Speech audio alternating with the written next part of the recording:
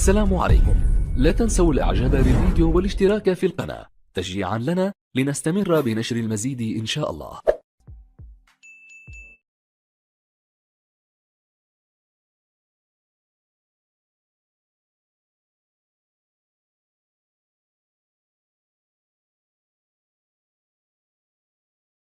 هذا استاد القاهرة الدولي، أكثر من 70,000 من الأنصار. هنا الفريق الأحمر النادي الأهلي ضد برازيلي الكرة الإفريقية ميلودي سان داونز.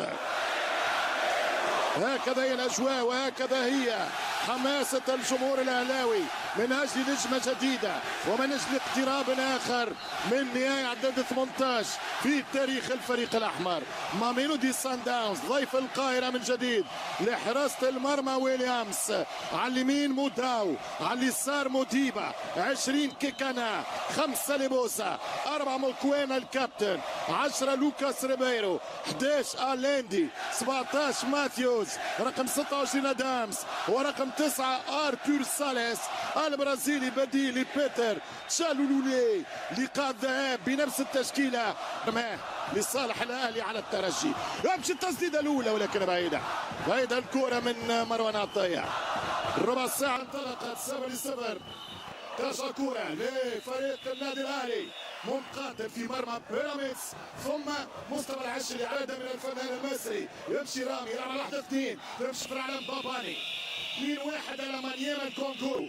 قبل كان هدف واحد، هدف النادي الاهلي في 4-3 في مود 3-4-3 الاهلي يلعب. يمشي من داونز 5 للاهلي و7 تعادل. خطيره الكره ذهب في انتظار الخواتيم. كره بدايه مستوى النهائي 17 فاينل والاهلي 21 رجع الاهلي ربح 2-0.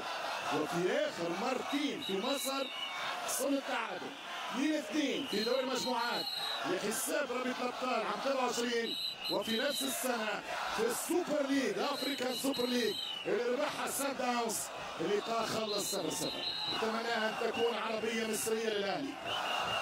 كرة طويلة النادي الأهلي لابد أن يستفيد. حط الكرة والدفاع موجود، اطلع ممتاز، كرة ممتازة للنادي الأهلي في أوفسايد. فات سنة الأهلي أقوى، الأهلي أفضل في ميدانه، ولكن يدوسه أم الحذر والمتحفظ جل خاصة في إفريقيا. وجراديشار يسجل ومش ممكن ضاعت الكرة الأولى. يا جراديشار، تكلمت عن 9 ماتشات قبل فيهم كان هدف الشامبيونز للمرة الأولى. الأسطورة البرازيلي يلعب الكرة عن طريق أنه الأرجنتيني. خطيرة والصعبة، إمكانية خطيرة والتسديدة وفرصة للميلودي سان داونز. لا أستغرب ولا أنتقد خيارات كولر عنده 3 سنين في افريقيا. تمشي من اليسار، يلعب الكرة عن طريق متعة واحد سيستم الذهاب، ولكن بوزيشن ممكن نقول لك انه الاهلي يلعب. اتحدث عن امام عاشور، ولكن اهم شيء النادي الاهلي الكرة هذه خطيرة، شوط محاولة وهدف عالمي. الاهلي شوط ويفوت والكرة يسجلها طاهر محمد طاهر. هذا الاهلي مش ممكن على الفريق الاحمر. تاريخ يتواصل، بطولات مستمرة والقاب تدون وتكتب. ومارسيل كولر مرة أخرى يعلم على المنتقدين. 1-0 للنادي الأهلي. هذه لا ويليامز ولا غير ويليامز، والرقصة الحمراء تتكرر في استاد القاهرة. 1-0 النادي الأهلي عن طريق صاروخ مسجل مدون من طاهر محمد طاهر. عاشور في الانطلاق يم العيون الزرقاء يحط الكرة لطاهر محمد طاهر. اسيست. هذا الاهلي يريد التحولات، يعطيهم الكرة ويلعب على السرعات، يمشي بالمساحات الفارغة، يشوط كرة صعيبة والمكان معقد، ولكن كرة بعالمية من طاهر محمد طاهر. صاروخ. 1-0 كولر وكاردوزو الخواف مرة أخرى في طريقه لخسارة الرهان. 1-0 عن طريق طاهر محمد طاهر. الأهلي حاليا في النهائي. 1-0 للنادي، والكرة ترجع عن طريق مورينا والتسديد من ناحية الإيقاع، وياسر إبراهيم يلعب الكرة لمصر إفريقيا. خطيرة الكرة لسالاش تاعش، وهنا كرة خطيرة لسان داونز، محاولة المامير، رد بالك من ريبيرو، خطيرة جدا، ملعوبة الكرة، فرصة ورافو دفاع، محمد هاني يتألق من اليمين، مش ممكن على ابداعك يا هاني في الدفاع في الأداء، ولكن يضمن الفرحة في الختام ويخليه يسير المباراة. سان داونز ما عندوش خيار، عاشور من 3، عاشور يلف ما يعديش، ترجع حاضر، عاشور يخلصها، وشاط الكرة مرة أولى مرة ثانية، وويليامز شادها ويليامز.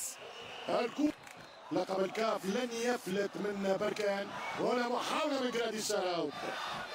لقب الكاف سيكون لنهضة بركان بقيادة المتألق معين الشعباني. كرة خطيرة الأخيرة، خطيرة هذه الكرة، خطيرة من هولندي يلعب كرة صعبة برشا فيها تسلل. تقريب كل مجانب فرق الصفوة كلهم يقودكم معاكم في هذه السهرة الآسيوية هنا لكل الخصوم. ترجع الكرة في وسط الميدان، يحط على ساقه باش يشوط، والشوطة تأتي، والشناوي يصيب ويعاود يرجع للكرة الشناوي.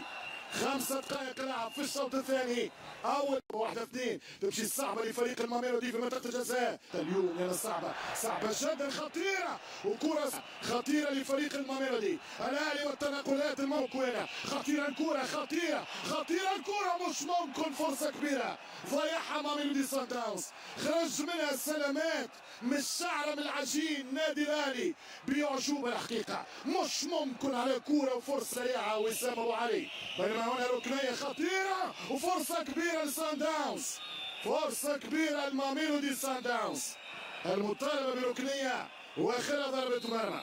شوف الكره على القائم الاول تحولت، واللاعب الجنوب افريقي يوصل متاخر على القائم الثاني. سان داونز ترجع كرة 1-3 مش ممكن، فرصة خطيرة جدا لفريق سان داونز. الأهلي أول مرة نشوفه في القارة بهذه المعاناة على المستوى الدفاعي.